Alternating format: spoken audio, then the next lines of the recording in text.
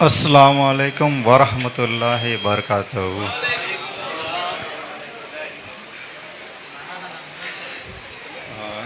उलमा इकराम, सैयद सादात, बुजुर्गान दीन तथा બધા જે સગાવાલા અમારી આમંત્રણ આપીને બધા હાજર થયા છો, તો ખાસ દિલથી તમારો હું શુક્રગુજાર છું.